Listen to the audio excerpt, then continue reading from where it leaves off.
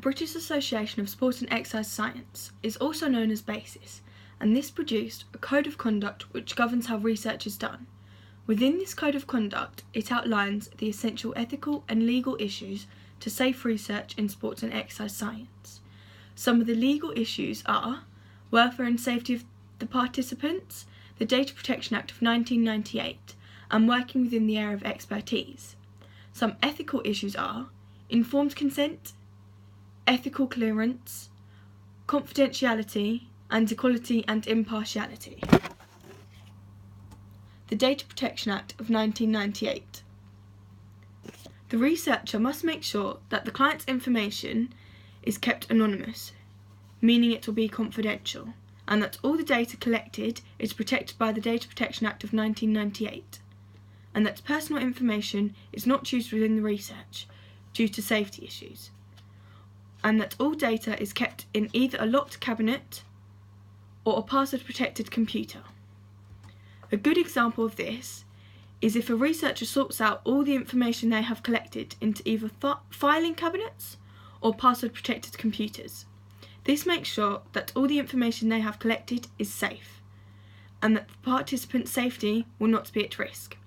A bad example of this is leaving the personal information lying around or on a normal computer, or handing out more than one key to the cabinet or sharing the password to the computer means that all the information is not kept safe and the participant's safety will be at risk. The importance of this is that you are keeping the participants safe, and if the participants are safe, then the researcher has been successful within their research and they may be able to do more research. And by keeping to the legal issues, this will make sure that the researcher is only working in their field of expertise. The implications of this is if the researcher does not keep the information safe and puts the participants at risk, then they could end up going to court, getting fined, or even possibly going to prison because they have shared the personal information without their consent. And this could mean they will no longer be allowed to participate in further research as they cannot be trusted. Informed consent. Researchers need to get informed consent from all participants. This can either be verbal or it can be written down.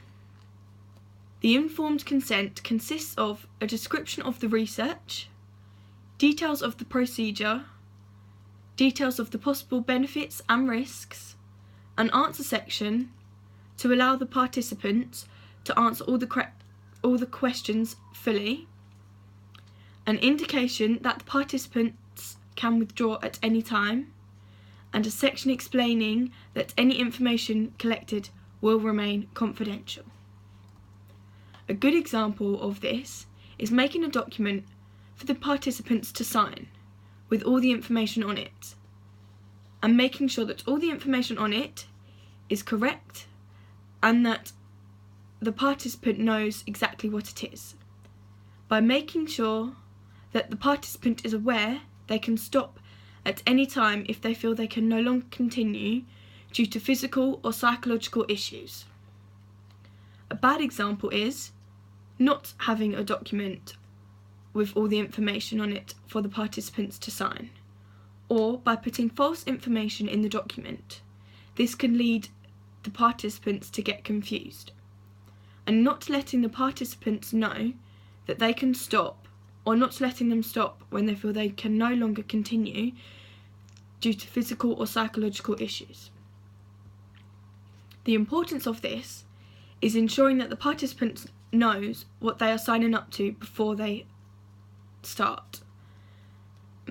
And this means that the researcher is putting safety measures in place just in case anything does happen to the participants during the research. And they are making sure that the environment is safe for all the participants. The implications are researchers could be fined due to overworking the participants or causing physical or psychological harm by not letting the participants stop when they need to. by being prevented from doing any more research due to not following the research outlines put in place by basis, means the researcher's research may no longer be valid.